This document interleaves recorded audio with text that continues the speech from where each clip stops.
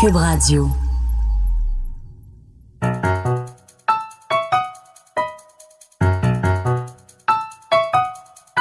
Ici Mathieu Bock-Côté et bienvenue aux Idées mènent le monde.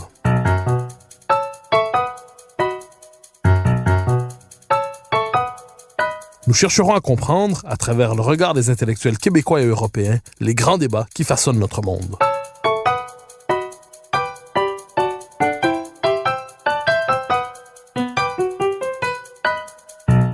L'histoire des peuples est faite de périodes exaltantes et d'époques ennuyantes, de victoires et de défaites, de jours glorieux et de jours sombres.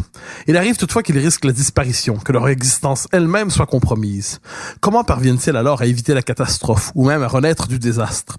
Cette question, Christophe Tardieu se l'est posée en se tournant vers l'histoire de France et en a tiré un ouvrage passionnant, Quand la France est au pied du mur. Je le reçois pour en parler aujourd'hui. Christophe Tardieu, bonjour. Bonjour. Alors, question première, toute simple. Vous nous racontez l'histoire de France à travers 8 grands épisodes qu'on pourrait dire c'est les moments où la France se trouve dans une situation critique, une situation où elle risque la disparition. À travers ce récit, qu'est-ce que vous voulez nous enseigner d'une certaine manière? L'objectif de ce livre, c'est d'essayer de démontrer que notre pays, quand il est confronté aux plus noires difficultés, dispose probablement en lui de formes de ressorts secrets, de capacité à réagir, de capacité au sursaut, alors que tout le monde, objectivement, pensait que le pays était perdu. Et ça m'a intéressé de voir justement de quelle manière, tout au long de notre histoire, puisqu'on commence au temps de Sainte-Geneviève jusqu'à la Première Guerre mondiale, de voir comment cette caractéristique de la France, cette capacité au sursaut, a pu s'exprimer tout au long des siècles.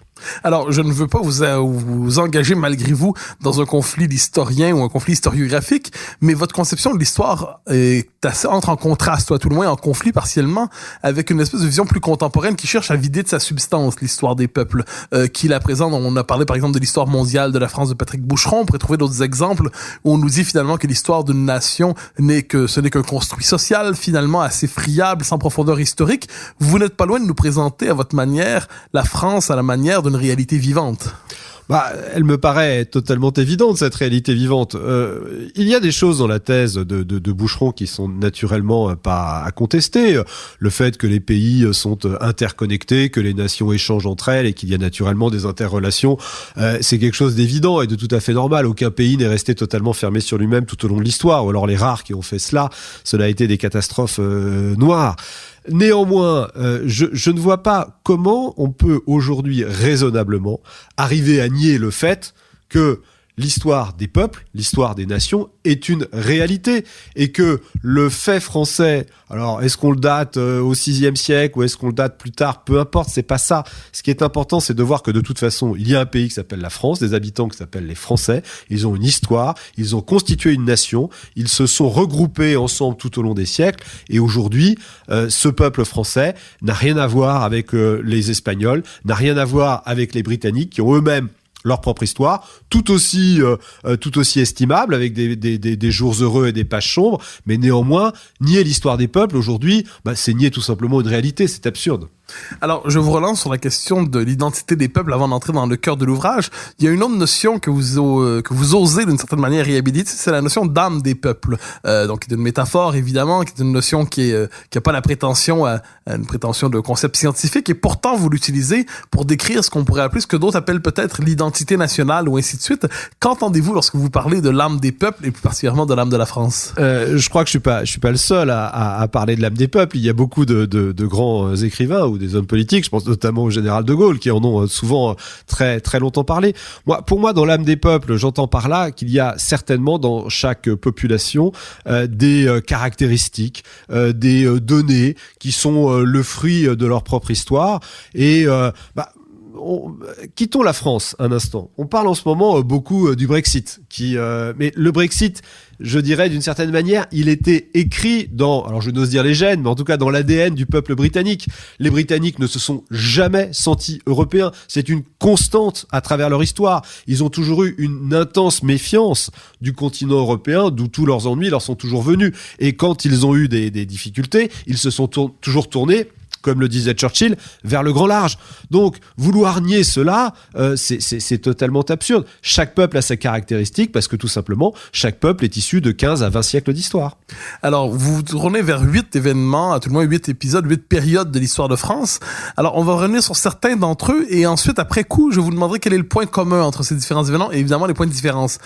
Le premier, Sainte-Geneviève devant les Huns. Par exemple, dites-nous de quelle manière cet événement, qui devient aussi un mythe, contribue à la formation de l'imaginaire national. Alors, c'est d'abord, l'événement est d'abord un mythe, parce qu'il est très probable que Sainte-Geneviève n'a jamais vu un Hun de sa vie. Par ailleurs, il faut aussi noter que les sources sont, pour l'essentiel, des sources religieuses, dans lesquelles il fallait montrer à quel point, naturellement, la sainte, guidée par Dieu, avait réussi à sauver Lutèce et le pays. Dans la réalité, Sainte-Geneviève, qui était une femme politique tout à fait remarquable, n'a sans doute premièrement jamais vu un Hun de sa vie. Les Huns sont passés assez loin de Paris parce qu'ils n'avaient aucun intérêt à passer par cet endroit et ils ont Alors, on est à quel moment environ? On est à la fin du 5e siècle et surtout Attila, qui est un barbare, mais qui est un barbare loin d'être un imbécile. D'abord, il est extrêmement cultivé, il parle grec et latin, il a vécu à la cour de l'empereur romain. Et puis par ailleurs, Attila, et c'est ça qui m'a beaucoup amusé dans les recherches que j'ai pu faire, c'est de voir à quel point Attila est un barbare précautionneux. C'est quelqu'un qui, en fin de compte, déteste les grands massacres, déteste les sièges un peu longs. La seule chose qui l'intéresse, c'est le pillage, c'est d'accumuler le plus de richesses possible. Et il se montre tout au long de sa vie extraordinairement prudent. Il y a une histoire très belle sur Attila, où juste avant la bataille des champs cataloniques, on raconte que Attila a interrogé les augures en leur disant qu'est-ce qui allait se passer le lendemain. Le lendemain, les augures lui disent, le lendemain, ton pire ennemi sera défait. Et Attila regarde les augures et dit, mon pire ennemi, c'est souvent moi-même. Je trouve cette phrase extrêmement belle d'abord, et sans doute extrêmement proche de la personnalité d'Attila.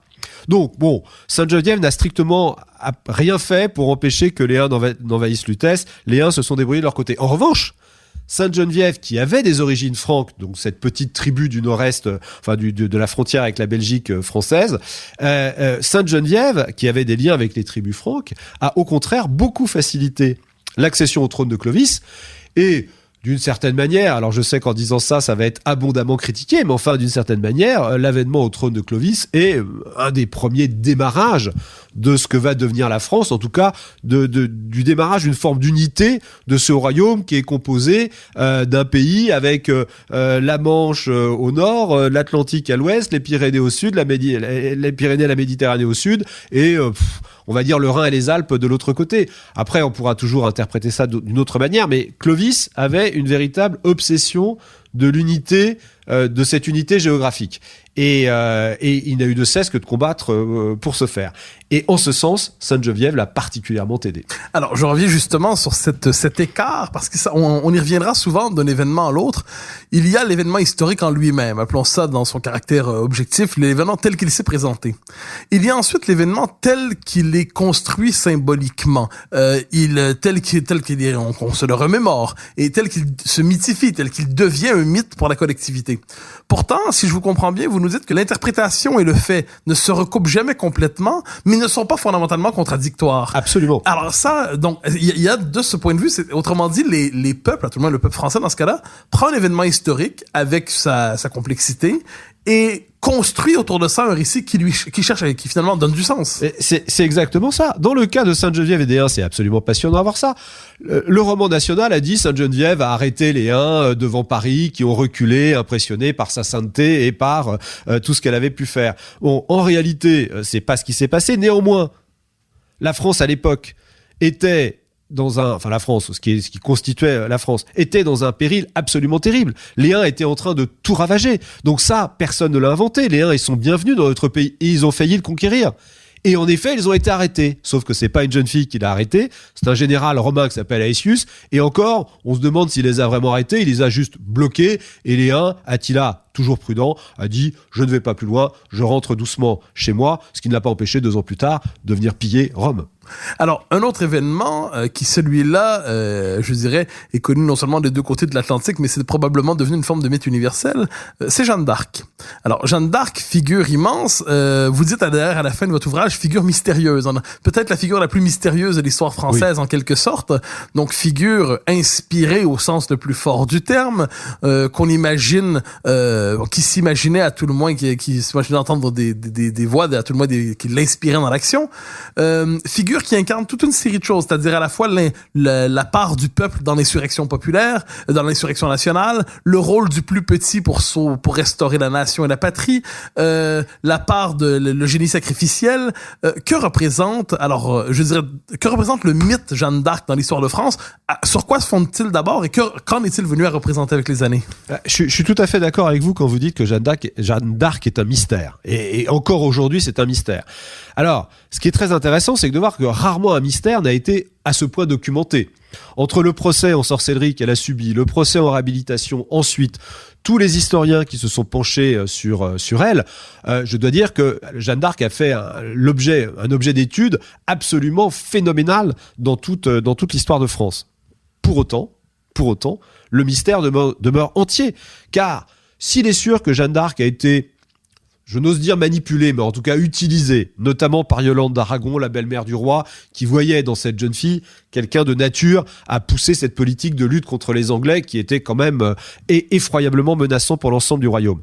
Mais pour autant, Yolande d'Aragon n'a pas inventé les voix de Jeanne. Jeanne prétend les avoir entendues. Moi, je ne sais pas si elle les a entendues. Mais enfin, en tout cas, Yolande ne les a pas inventées et Yolande n'a pas créé ce caractère exceptionnel de cette jeune fille.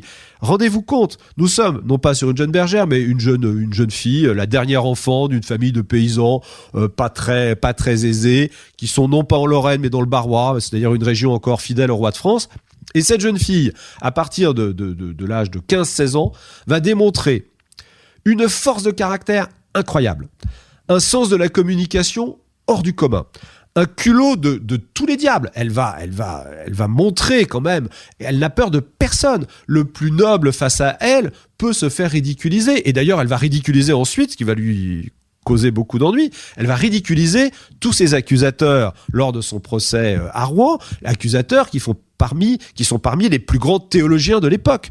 Donc, Jeanne est un mystère dans le sens où et c'est en ça que Peggy a écrit des choses merveilleuses sur Jeanne d'Arc. C'est vraiment la fille du peuple, et on ne sait pas pourquoi cette fille du peuple était en fait une forme de génie politique. Alors, oui, elle a été aidée, oui, elle a été utilisée, oui, elle a été après totalement abandonnée.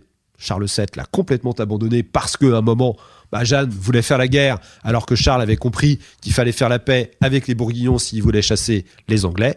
Jeanne a été totalement abandonnée. Pour autant, en moins de 2 ans, cette jeune fille totalement inconnue et issue d'une famille incroyablement populaire va réussir une sorte de miracle.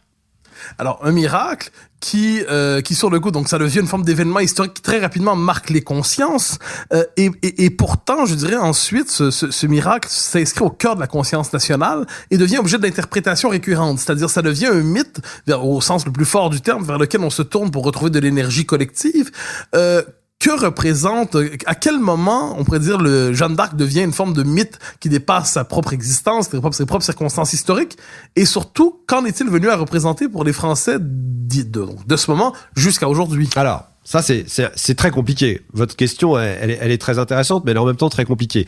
Bon, la canonisation de Jeanne d'Arc, elle n'intervient qu'au XXe siècle. Bon, donc c'est en effet, c'est pas quelque chose qui est apparu comme absolument évident aux yeux de nos ancêtres. Et puis par ailleurs, il ne faut jamais oublier qu'une grande partie de ce roman national dont on parle aujourd'hui s'est constituée en grande part à la fin du XIXe siècle, lorsque bien finalement le gouvernement de la Troisième République s'est dit qu'il était nécessaire d'essayer de souder les Français autour d'une certaine idée de la France, d'une certaine constance. C'était d'ailleurs pas si neuf que ça, puisque Louis-Philippe lui-même, roi des Français en 1830, avait déjà fait des tentatives en créant par exemple son musée de l'histoire de France à Versailles, avait voulu essayer de démontrer que les Français étaient tous issus d'un continuum très très très très long. Louis-Philippe avait ses raisons, parce que lui-même qui avait connu la monarchie absolue, la Révolution et tous ses excès, l'Empire, la Restauration, et enfin, lui arrivant non plus comme roi de France, mais roi des Français. Donc, mais pour autant, tous ces événements qui avaient bouleversé notre pays étaient des événements qui avaient été faits, façonnés, créés, conçus par des Français, et des Français qui étaient eux-mêmes issus de leur propre histoire. Donc, bien évidemment, au bout d'un moment, le roman national, le mythe national se crée, mais il se crée pas sur du vide, il se crée sur quelque chose qui existe, qui est très concret. Et l'incroyable personnalité de Jeanne d'Arc, personne ne pourra jamais l'enlever, personne ne pourra, je pense, jamais la comprendre, ou alors il faut faire appel à la théologie, et en ce sens, je crois que le plus simple, c'est de relire Péguy. Alors, je vous poserai encore une question sur Jeanne d'Arc. De quoi est-elle le symbole aujourd'hui? Parce qu'elle demeure figure de référence. Plusieurs hommes politiques finissent encore aujourd'hui par la citer d'une manière ou de l'autre, de tous les camps d'ailleurs. Donc, de quoi est-elle devenue le symbole? Moi, je suis toujours très gêné quand l'extrême droite utilise Jeanne d'Arc, parce que c'est quelque chose qui est quand même globalement absurde. Bon, Jeanne d'Arc a bouté les Anglais hors de France. D'abord, c'est pas vrai, c'est faux. Et puis, je dois dire qu'à l'époque, le plus gros sujet en France, c'était pas tellement de bouter les Anglais, c'était d'abord la réconciliation nationale, puisque les Bourguignons, qui représentaient grosso modo un tiers, voire un peu plus du royaume, étaient en totale opposition au roi de France légitime, et c'était d'une certaine façon vendu aux Anglais. Donc, là où Jeanne d'Arc, à mon avis, a un poids très important dans l'histoire de France, c'est que, et ça avait été assez bien rappelé dans un très beau discours que Nicolas Sarkozy avait fait à Don Rémy, discours auquel avait notamment collaboré Camille Pascal. Finalement, Jeanne d'Arc, c'est cette fille du peuple. C'est vraiment la fille du peuple de France, d'une famille de paysans qui, à un moment, se redresse, se lève et dit non, ce n'est pas possible. Et d'une certaine manière, c'est Jeanne d'Arc et alors avec peut-être Sainte-Geneviève, mais la première incarnation d'une femme résistante. On a souvent du mal à coller le mot France et le mot résistance. Or, et c'est aussi ce que j'essaye de démontrer dans ce livre, tout au long de notre histoire, la France n'a jamais cessé de résister. Et la capacité de résistance des Français est quelque chose de tout à fait exceptionnel. Alors, il y a une ombre noire, on en parlera peut-être plus tard, c'est Vichy, qui marque encore de façon terrible de son empreinte l'ensemble de nos réflexes, de nos comportements, de nos appréhensions politiques. Mais néanmoins, si l'on fait abstraction de Vichy, on se rend compte à quel point le peuple de France est un peuple qui sait incroyablement résister aux pires événements qui peuvent se produire. Alors, je nous ramène dans une période plus récente de l'histoire, mais qui est aussi un moment justement de résistance au sens fort du terme, les taxis de la Marne. Alors ça, c'est ce qui est assez intéressant quand on s'intéresse à l'histoire politique, c'est qu'on met de l'avant les grandes individualités, les grands hommes, les grandes figures qui incarnent le destin d'une nation. Et c'est tout à fait légitime. Mais vous nous rappelez que cette mobilisation, dans l'histoire de France, c'est aussi la mobilisation qui vient des profondeurs. C'est aussi la mobilisation des Français. Donc, vous nous proposez une histoire politique qui met en scène à la fois, je dirais, les grands hommes et le peuple. Alors, les taxis de la Marne, autre événement, Première Guerre mondiale. Revenez pour nous sur cet événement, avant que je pose quelques questions, encore une fois, sur sa signification pour aujourd'hui. Les taxis de la Marne, c'est très intéressant parce que ça fait aussi un peu partie du mythe de notre histoire nationale. Ce qui est sûr, c'est que les taxis de la Marne n'ont rien changé du sort de la guerre. Ça, c'est déjà un premier point. Mais néanmoins, c'est un symbole absolument magnifique et merveilleux. On ne sait pas comment acheminer des renforts face à un front à quelques kilomètres de Paris qui est percé de partout. Et donc, on utilise tous les moyens. On va jusqu'à utiliser les taxis. On est en quelle année à ce moment? Alors, on est en septembre 14. Et depuis la mi-août, les Français, depuis la frontière belge, ne font que reculer. Mais quand on dit reculer, c'est plusieurs dizaines de kilomètres chaque jour où ils reculent face à l'avancée allemande, qui là est un rouleau compresseur incroyablement impressionnant. Et c'est toute l'armée allemande, dans toute sa force, dans toute sa puissance, dans toute son organisation, dans toute sa détermination, qui fait reculer cette armée française, qui subit défaite après défaite. c'est en août 14 qu'on aura le pire jour de toute la guerre, où il y aura 27 000 Français qui seront tués. 27 000 Français. C'est une moyenne ville de France qui a disparu en une seule journée. Donc c'est vraiment quelque chose d'extrêmement impressionnant. Et donc, eh bien, c'est exactement ce que vous avez dit. C'est la rencontre entre un peuple et un grand homme. Le grand homme, c'est le général en chef, c'est Joffre, qui lui est le seul à dire, et il le dit même à ses troupes, il dit mais nom de Dieu, on les aura. Bon, donc c'est le seul qui y croit. Et il veut simplement stabiliser un front, et il veut stabiliser un front qu'il va stabiliser finalement entre Paris et Nancy, autour de la Marne, pour bloquer les Allemands. Parce que finalement, depuis quelques semaines, les Français ne faisaient que reculer, et donc, tant qu'ils ne s'organisaient pas en une ligne à peu près efficace, ils ne pouvaient pas lutter contre l'avancée allemande. Et donc, Joffre veut reconstituer une ligne de front, alors que les troupes françaises sont en train de se faire massacrer, mais c'est là où se situe cette rencontre absolument incroyable entre un grand homme et des grands hommes. Et les grands hommes sont les soldats. Ce sont les soldats qui, d'abord, n'en peuvent plus de reculer. Parce que reculer face à l'ennemi, pour eux, c'est véritablement terrible. Et ils ne demandent qu'une seule chose, c'est d'arriver à se stabiliser, à se poser, et pour pouvoir lutter, pour pouvoir résister. Et par ailleurs, ils font preuve d'un courage absolument incroyable. Et quand Joffre arrive à stabiliser son front au début de septembre 1914, et ben là, il n'y a pas un poilu qui va manquer à l'appel.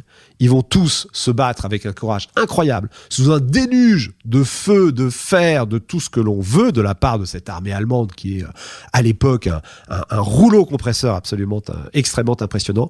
Eh bien, les Français, ils vont tenir, ils vont résister. Les taxis de la Marne, c'est un micro-épisode de cette bataille de la Marne.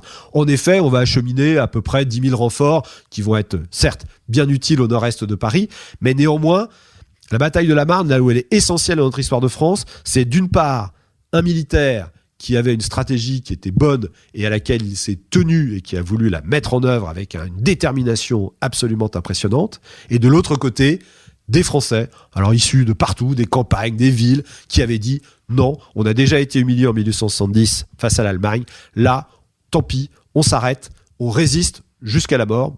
Beaucoup, malheureusement, vont mourir dans cette bataille. On résiste et ils ne passeront pas. Et la victoire de la Marne n'est pas tellement une victoire militaire. Parce qu'en fin de compte, la bataille de la Marne, c'est le recul de l'armée allemande. Mais c'est un recul de l'armée allemande qui, d'ailleurs, plusieurs généraux, von Kluck le dira, mais comment imaginer, on avait en face de nous une armée en déroute qui reculait de plusieurs dizaines de kilomètres tous les jours, on faisait des prisonniers, les gens étaient démoralisés, etc. Et là, les soldats français ont dit non, stop, vous ne passerez pas.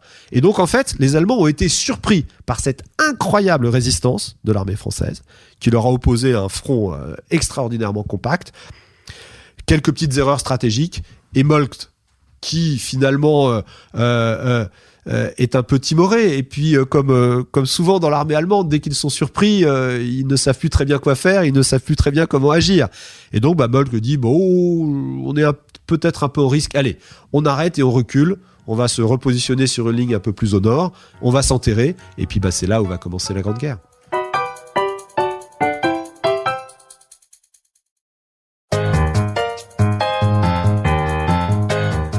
Je ne reviendrai pas sur chacun des événements, sinon le temps nous manquera pour toute une série d'autres questions. Mais je vous poserai dès maintenant cette question qui m'a frappé à la lecture de votre livre.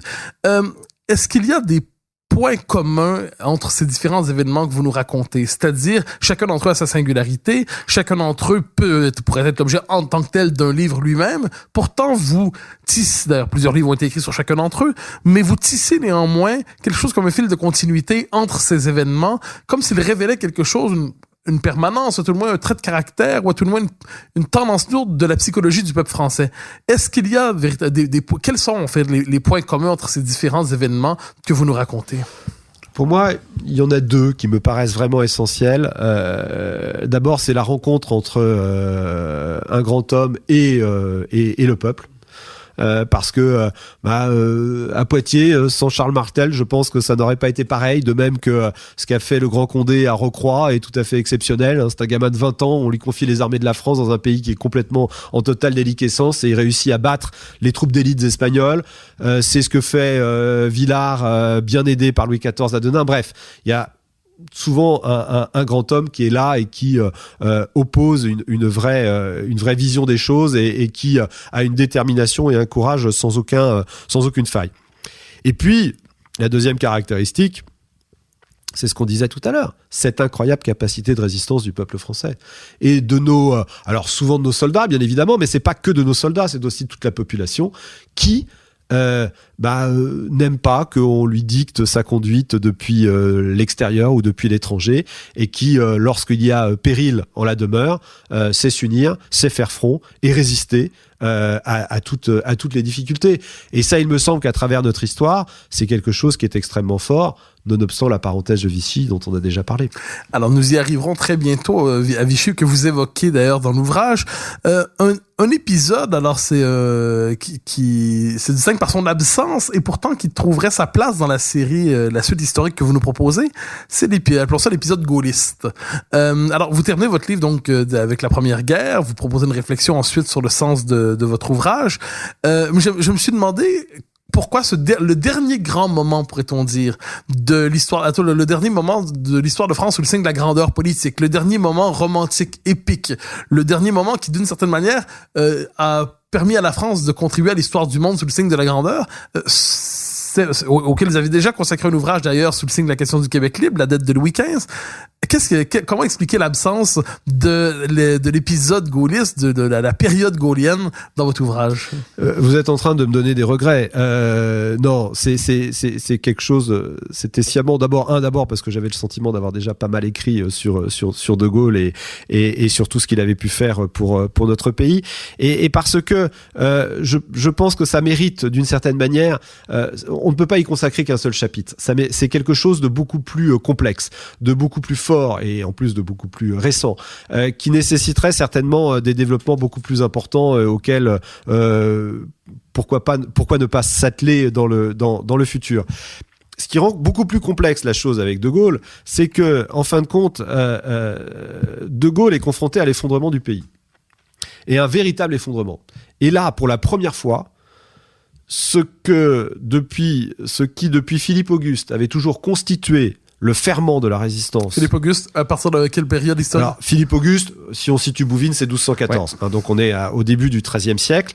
Et finalement, depuis le XIIIe siècle, voire peut-être avant, ce qui a toujours permis à la France de résister, c'est l'État. Ça, c'est une caractéristique extrêmement forte. L'État, c'est quelque chose qui, en France, on en parle beaucoup dans l'actualité, mais c'est quelque chose qui est extraordinairement présent parce que c'est l'État qui résiste, c'est l'État qui montre une vraie capacité de résilience. Ce sont les rois qui l'ont incarné, c'est Philippe Auguste, c'est Philippe le Bel, bien évidemment, c'est aussi Charles VII à travers l'épisode de Jeanne d'Arc.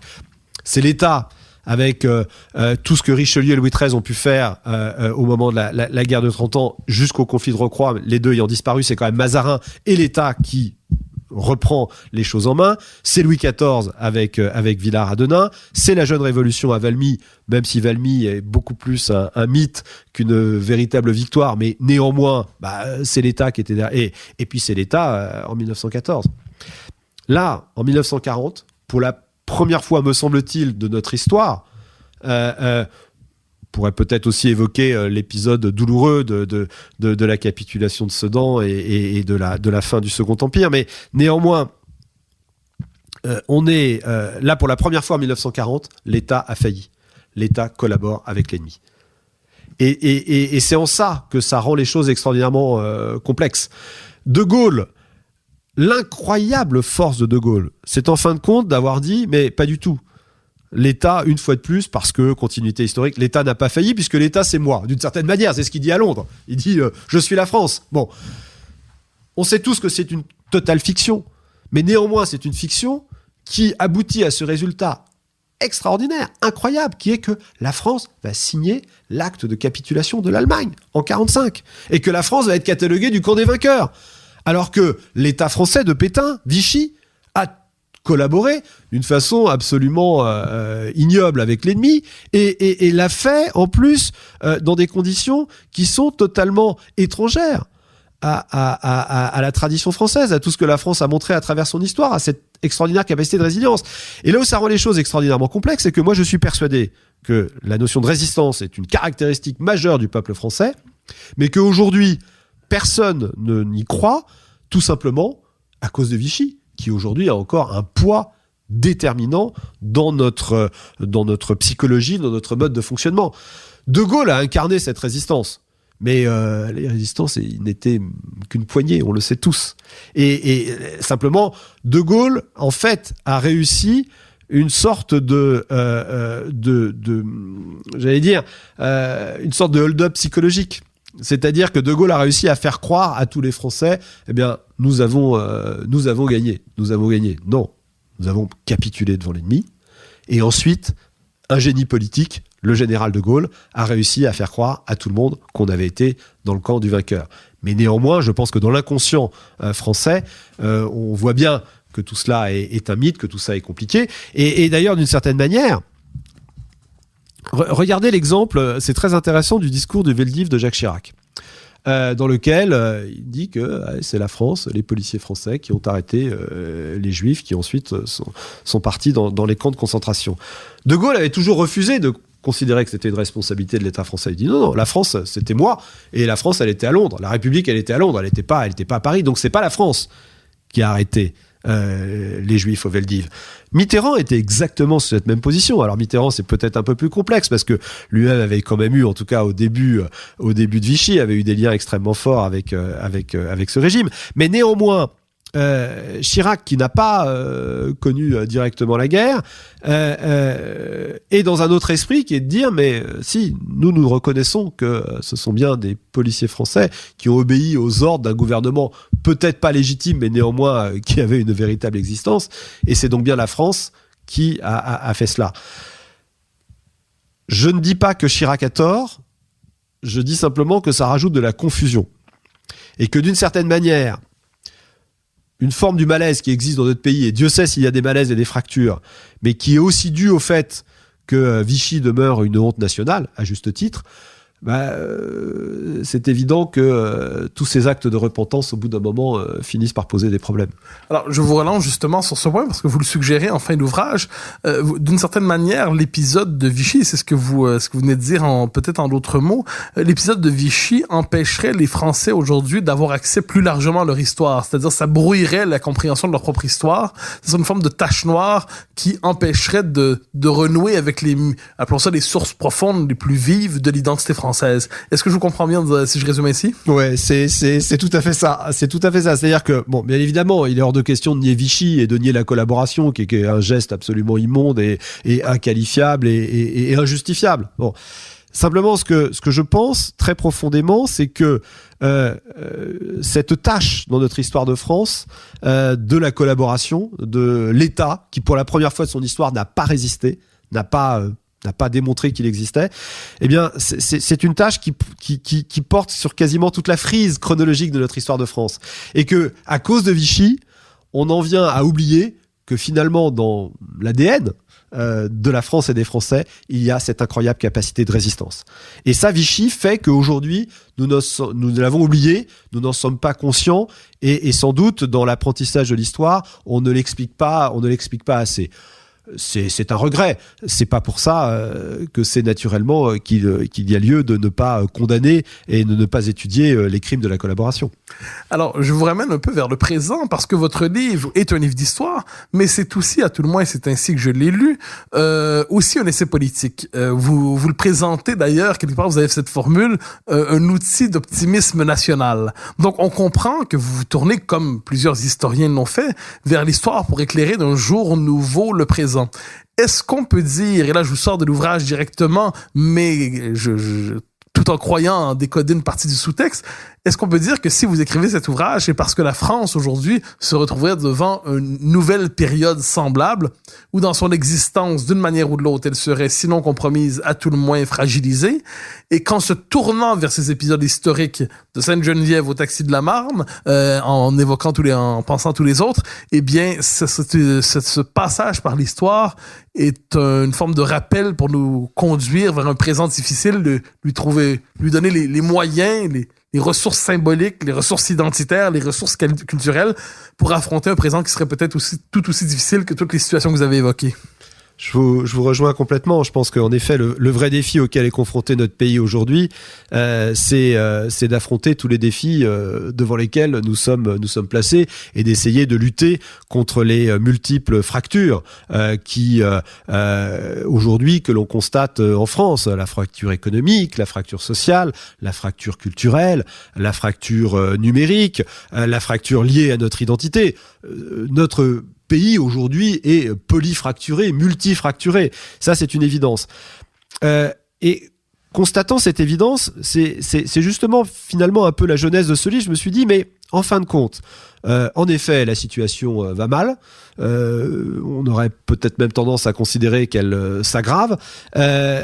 Donc, comme toujours, plongeons-nous dans l'histoire pour voir comment est-ce qu'on peut éclairer le présent. Et c'est là où je me suis dit, mais finalement, quand on revient sur l'histoire de France, sur une longue période, on voit qu'il y a eu des périodes au cours desquelles la France a été confrontée à des périls absolument incroyables. Bon, on évoquait rapidement la guerre de 100 ans, on évoquait tout à l'heure Denain, on évoquait les taxis de la Marne. Bon, les taxis de la Marne, à 24 heures près, ça tout le monde est d'accord là-dessus, à 24 heures près, si Moltke s'était un tout petit peu obstiné, les armées françaises étaient totalement défaites, Paris était prise, la France était capturée par l'Allemagne se retournait contre la Russie, qu'elle aurait conquis en très peu de temps, et toute l'Europe devenait allemande. Et ça n'aurait pas fait un pli, si vous me passez l'expression. Donc des périls terribles, la France en a connu beaucoup. Et c'est ça qui m'a... Et en fin de compte, c'est en étudiant tous ces périls que la France avait connus que je me suis dit, mais c'est quand même incroyable de voir qu'à chaque fois, quand même, quand on a eu des périls absolument terrifiants, on a réussi à s'en sortir.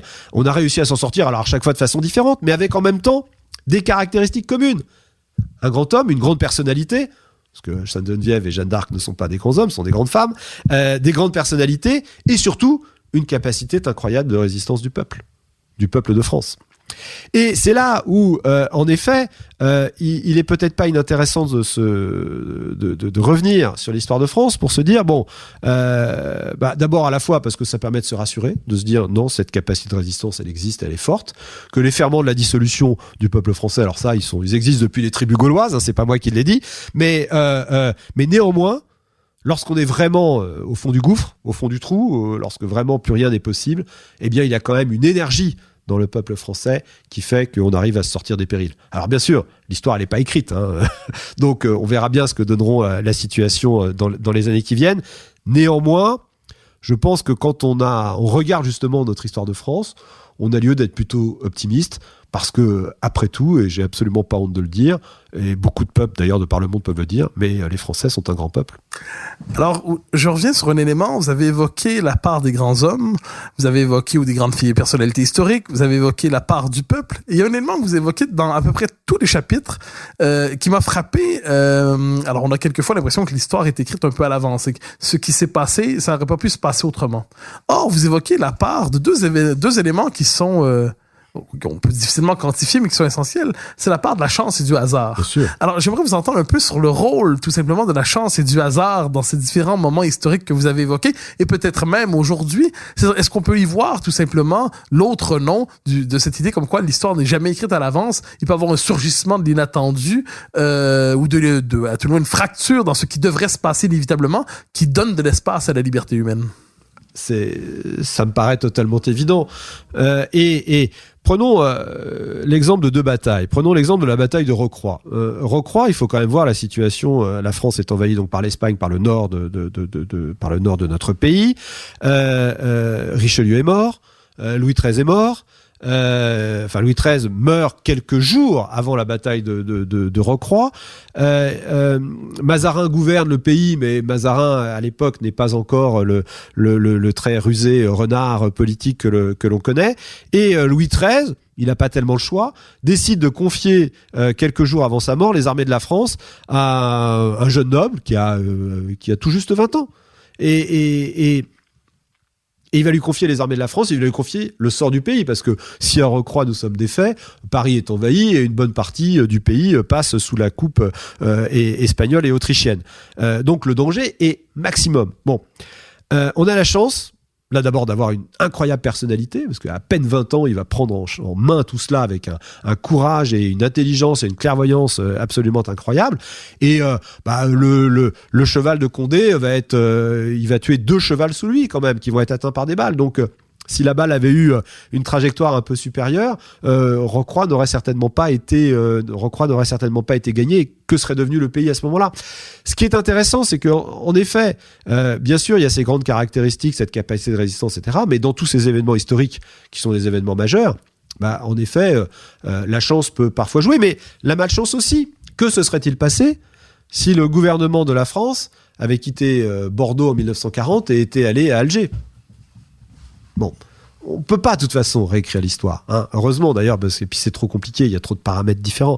Mais bien sûr que dans toute l'histoire n'est jamais écrite à l'avance. Mais bon. Si on prend l'exemple de 1940, on aurait peut-être pu se passer de Vichy, mais je pense que d'ailleurs De Gaulle l'avait compris dès le mois d'août 40. L'Allemagne aurait été défaite au bout du compte parce que trop gourmande, elle aurait lancé dans le conflit et la Russie et les États-Unis. Alors une dernière question, puisque nous arrivons à la fin de cet entretien. On a évoqué beaucoup la part des grands hommes, des grandes figures qui incarnent au moment de la volonté nationale, de l'espérance nationale. Quelles sont, selon vous, les caractéristiques communes de ces figures, de ces grandes figures historiques, ces grandes individualités historiques? Qu'est-ce qui les distingue? Qu'est-ce qui distingue finalement le politique doué de l'homme d'État, de la figure d'exception? C'est une question très difficile, surtout en fin d'entretien. Je pense que d'une certaine manière, ce qui est très frappant dans toutes ces personnalités, d'abord c'est quand même de noter l'incroyable intelligence politique de toutes ces grandes figures. Charles VII, mais Philippe Auguste qui est d'une intelligence politique absolument prodigieuse, Louis XIV naturellement avec son expérience, et Joffre également. Ce sont des gens qui montrent quand même une intelligence tout à fait hors du commun.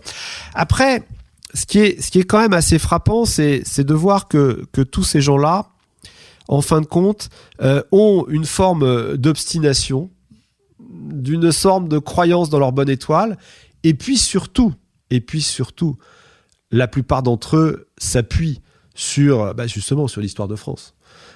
Pourquoi De Gaulle est le plus grand Français du XXe siècle? C'est parce que tout simplement De Gaulle connaissait notre histoire par cœur et qu'il n'y a pas eu une seule de ses actions politiques qui ne s'est pas inscrite dans une continuité historique. Et quand Louis XIV à Vendenin, où la France est vraiment au bord du gouffre, dit à Villars, moi je vais vous donner mon sentiment, on va réunir des armées, on va aller combattre autour de Denain, parce qu'ils ne pourront pas passer par la Somme, parce que je connais bien la Somme, c'est une rivière difficile à traverser, eh bien moi je suis prêt à venir avec vous. Soit on sauvera le pays, soit nous mourrons, soit nous sauverons le pays.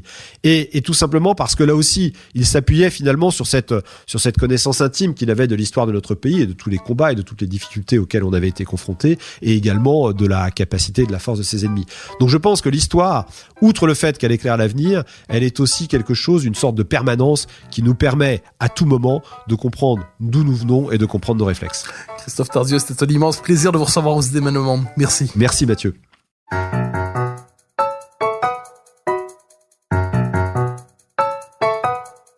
Chers auditeurs des Idées mènent le monde, vous pouvez faire connaître le balado sur vos réseaux sociaux en partageant les épisodes que vous aimez. Cela nous donne à chaque fois un fier coup de main pour faire découvrir le balado. Ainsi, si vous écoutez sur une autre plateforme que Cube Radio, laissez-nous un commentaire. C'est encore une fois un geste qui nous permet de faire connaître la série au plus grand nombre. Merci à vous d'être à l'écoute. Vous pouvez me suivre sur Twitter et sur Facebook. Vous pouvez également lire mes chroniques chaque mardi, mercredi, jeudi et samedi dans le Journal de Montréal. Et chaque semaine, vous pouvez me suivre à la Joute à TVA. Animation et recherche, Mathieu Bock-Côté. Réalisation, Anne-Sophie Carpentier. Une production Cube Radio.